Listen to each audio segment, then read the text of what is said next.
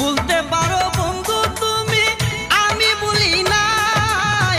পরকালে যেন বন্ধু একবার তোমায় পাই, যদি না পাই সেকালে প্রেম যাবে বিফলে, যদি না পাই সেকালে প্রেম যাবে বিফলে।